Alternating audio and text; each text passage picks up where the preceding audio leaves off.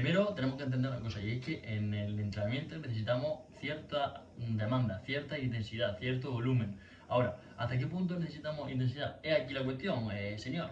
Lo importante es entender, bueno, el balance perfecto entre, oye, cómo de intenso voy o cómo de suave voy. ¿Qué ocurre? Que lo realmente difícil es quedarse justo en el punto perfecto para cada atleta. Para una persona tendrás que ir muy suave, para otra persona tendrás que ir muy intenso, y para, bueno, la gran vasta mayoría de personas pues te encontrarás en una especie de escala de grises. Normalmente no será ni blanco ni negro y estarás en una amplia gama de grises, y tendrás que, dentro de tu habilidades como entrenador, ver en qué punto exacto de esa escala se encuentra. Ahora, ¿qué ocurre? Que mucha gente, cuando empieza a entrenar, que es lo más normal del mundo, empieza a entrenar demasiado intenso. ¿Por qué? Bueno, yo creo, y hago el razonamiento lógico, de que quizás puede ser por la creencia arraigada del bodybuilding, del culturismo, de que, bueno, ir al fallo es lo que va a hacer que te pongas fuerte, de que tienes que ir muy intenso, go hard or go home, no pain no gain.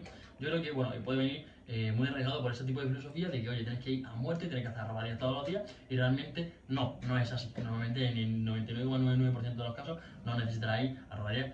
En el 100% de los casos no necesitarás ir a rabadillas todos los días de tu entreno. Y de hecho es algo que no solo aumentará tu riesgo de lesiones, sino que además te frenará el progreso posible que puedas llegar a tener. Lo interesante, como te digo, sería encontrar en qué punto estamos, o sea, cuánto queremos pushear, cuánto no queremos pushear.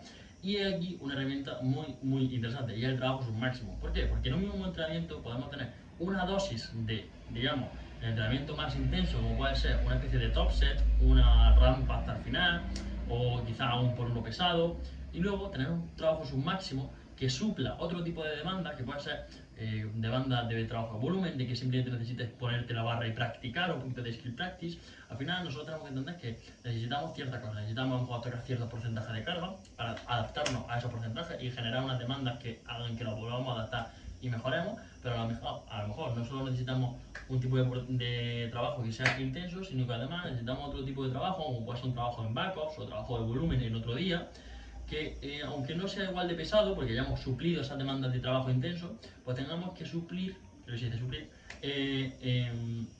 otro tipo de trabajo que sea un poquito más enfocado al volumen, a lo mejor a intentar meter un poquito más de práctica del movimiento en sí, que pueda ser mediante a lo mejor, pues qué le digo, imagínate que haces un por 3 RP8 pesado en sentadilla.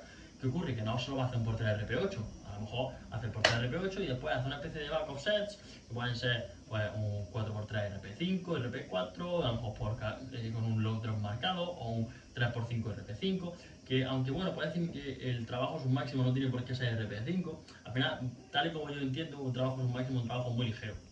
Muy ligero para mí es 5 hacia RP5 para abajo, de ahí, ¿vale? RP5, 5,5 hacia abajo, ya para mí es un trabajo submáximo, sea el protocolo que sea, aunque obviamente tenemos que entender que dentro de lo que cabe, pues tenemos que entender que un por 1 RP5 y un por 5 RP5, aunque los dos tenéis el mismo RP, si habéis visto alguno de mis vídeos, habréis entendido que el porcentaje de carga que va a tocar en ambos casos va a ser diferente. Un por 1 RP5 pues rondará, deduzco, el 80 y largo por ciento del RM, y un por 5 RP5 pues, bueno, pues rondará menos, deduzco que probablemente un 15% menos, más o menos.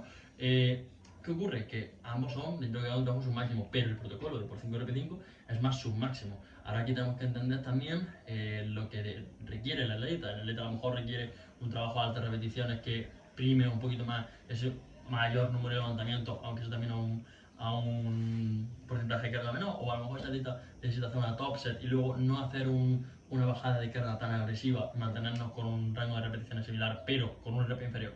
Aquí tenemos que entender un poquito el concepto de cada persona. Aún así, quiero que entendáis que aunque sí, el trabajo submáximo tiene sus puntos buenos, tiene sus puntos malos, hay que entender que aunque sí tiene sus pruebas, como puede ser menor probabilidad de lesiones, porque al final, como un menor porcentaje de carga, es menos probable que te lesiones. ¿Te puedes lesionar? Sí, como te puedes lesionar si te caes andando, pero el porcentaje de lesiones va a ser un poquito menor. Esto, por ejemplo, con personas con ciertas molestias, te pueden ir bien de cara a seguir acumulando cierto trabajo, generar ciertas adaptaciones o generar ciertas demandas que a lo mejor hagan que las adaptaciones ya creadas no se pierdan, pero te pueden ir muy bien, ya no solo en el caso de que ya estés lesionado, sino en el caso de que quieras evitar posibles molestias, o que quieras evitar molestias que ya tenemos en el pasado, a la vez que tenemos más metido cierto calentamiento. Tiene otro beneficio, como que te digo, que al final puedes tolerar más trabajo, puedes tolerar más volumen. Al final, no vas a ser capaz de tolerar un 4x5 RP10 o un 4x5 RP6 o un 4x5 RP4, entre comillas, ¿no? Vas a ser capaz de tolerar mucho más volumen. Esto también te va a permitir meter más número de levantamientos, esto también te va a permitir meter un poquito más de trabajo enfocado a skill practice, práctica de la habilidad de movimiento, de sentadilla, banca, peso muerto, ¿no? Y te pueden ir muy bien en ciertos casos. Ahora, tiene sus contras, tiene sus desventajas, y es que al final, como digo y he dicho al principio del vídeo, vas a necesitar suplir ciertas demandas que te va a requerir el organismo para generar esas adaptaciones. ¿Puede haber casos que con trabajo submáximo mejor y no necesitamos meter trabajo intenso? Oye, de puta madre, perfecto, o sea, mejor para ti, no tienes que tampoco reventarte la espalda, o sea, no reventarte la espalda, no tienes que ponerte esas cargas tan pesadas en la espalda para mejorar, perfecto. Ahora, lo normal es que, como digo, si se requiera cierto trabajo intenso, dependiendo de la persona, necesitarán más o menos, pero el trabajo submáximo o el trabajo ligero diría que sí está más presente en la mayoría de personas. Esto, por ejemplo, se pueden ver en personas que a lo mejor tengan F3 de sentadilla. Rara vez, desde mi punto de vista, va a haber una F3 de sentadilla hasta la sentadilla pesada. Quizás tiene una sentadilla pesada, quizás tiene la sentadilla secundaria que puede ser un poquito más con un porcentaje de carga medio, y la sentadilla terciaria pues sí suele tener a lo mejor un porcentaje quizás o medio bajo, y que también te pueda servir para mejorar un poquito ese ratio de exposición. Me explico, imaginaros que tengo una sentadilla el lunes y otra la tengo el sábado. ¿Qué ocurre? Porque a lo mejor me interesa meter una F3 por la razón que sea, pues obviamente habría otra razón para meter F3. Y imagínate que tenemos de lunes a sábado, hay muchos días entre el lunes y el sábado. Quizás una sentadilla el miércoles, el jueves, te podría venir muy bien, y a lo mejor me dice, Alberto, pues es que yo no soy capaz de llevar 3 días de sentadilla pesada. Vale, pues puedes tener sentadilla 2 pesadas y entre medias una sentadilla puente con un trabajo más submáximo que te sirva para no perder esa chispa, para no perder esa sensación de práctica de movimiento, y que sigas estando en el mood de seguir haciendo sentadilla, que no estés 5 días sin hacer sentadilla del tirón.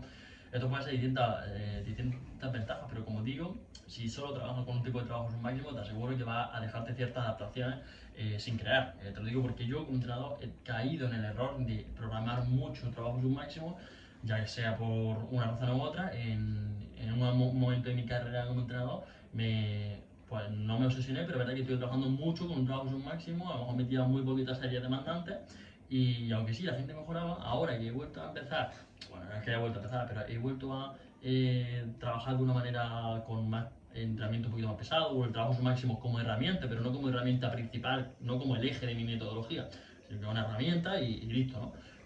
Pues veo que la gente está mejorando más. Al final la gente necesita cierto porcentaje de carga, la gente necesita cierto estímulo que solo con porcentajes bajos del RM no va a poder cubrir. Al final ya no solo por las adaptaciones, sino porque las personas, si están mucho tiempo sin tocar ciertas cargas, le empiezan a coger miedo, y aparte luego se las ponen en la chepa y hacen técnicamente cosas raras. De ahí que mucha gente también trabaje muy pesado, porque quiere trabajar justo eso, quiere que la gente se acostumbre a trabajar pesado. Aquí ya depende de la metodología y el sistema de trabajo de cada persona. Pero como digo, quiero que os llevéis de este vídeo un mensaje muy claro, y es que, simple y llanamente, quiero que entendáis que el trabajo máximo es una herramienta más que podéis utilizar, que os puede venir muy bien para las razones que ya os he comentado, y que tengáis en cuenta una cosa muy sencilla, y es que ni eso, ni otras cosas, ni otras herramientas son la panacea. Hay que aprender a utilizarlas y entender en qué marco de trabajo, en tu marco de trabajo, cómo integrarlo, ¿vale? Así que, dicho esto, voy a dar una especie de guías generales de qué haría yo en cada uno de los movimientos. En sentadilla, en una especie de F2, bueno, muy sencillo. En una F2, pues normalmente una persona normal, como digo, estos son guías generales, puede tolerar seguramente un día pesado o medio en el día primario, y en el día secundario, pues dependiendo de cómo sea su capacidad de recuperación, de también cómo sea su split y demás, seguramente pueda tolerar un trabajo medio. Es decir, el trabajo máximo te puede venir bien en caso de que a lo mejor esa persona, pues después de una top set muy pesada, tenga que hacer una low drop set y tenga que bajar mucho la carga, ya sea porque el coste que le tiene ese trabajo pesado pues sea muy alto para esa persona, y quizá a lo mejor hacer un por 3 RP7 le lleva a tener que hacer un 3x3 RP4, por ejemplo, después. Puede ser una herramienta interesante, incluso en el día pesado, pero seguramente en el día primario y secundario esa persona sea capaz de trabajar a una intensidad media sin ningún tipo de problema. Obviamente, si no tiene ningún tipo de molestia, depende de las palancas, depende de distance travel, pero es un movimiento que, desde mi punto de vista, no he tenido personas que estén trabajando un trabajo muy submáximo. Luego, pasando a la banca, dependiendo del tipo de frecuencia, dependiendo del tipo de banca que tenga, pues sí es verdad que te digo que he visto que es donde el trabajo submáximo pues puede ser, no digo menos útil, pero la banca es un movimiento que se programa distinto que la sesión del LR, y que al final yo he visto que que realmente el trabajo es un máximo, quizás lo puedo dejar para días muy poco prioritarios, como puede ser un cuaternario, que buscamos simplemente un poquito de práctica, que simplemente a lo mejor queramos meter un poquito más de carga de trabajo en general, pero realmente si hace una F3, por ejemplo, seguramente el trabajo es un máximo, pues puede no ser una herramienta que utilices y no habría ningún tipo de problema.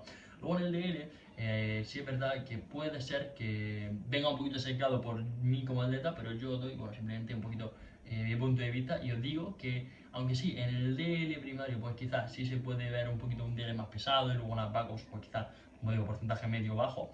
Sí es verdad que he visto que incluso si en el DL secundario quiere ir un poquito más pesado, es un movimiento que desde lo que yo estaba programando, pushear muy pesado ambos días puede ser complicado. Puede ser complicado y si lo haces seguramente a lo mejor tengas que hacer unas backdowns, o sea, unas backouts muy agresivas donde ahí sí tenga más cabida el trabajo son máximos si quieres pushear un poquito más. También, como digo, depende del tipo de atleta, depende del distance travel que tenga cada uno, de la fatiga que le genere cada levantamiento en sí. Pero bueno, lo dicho, es un vídeo en el que simplemente quería hablar un poquito, no quiero tampoco hacer aquí un vídeo súper detallado, sino simplemente tratando un tema que es, como digo, el trabajo es un máximo, algo que considero de lo que yo he aprendido, bueno, gracias a los errores. Y nada, listo. Si os gusta este tipo de vídeos más tranquilo, más así charlando, aquí estoy. Así que nada, un besito y adiós.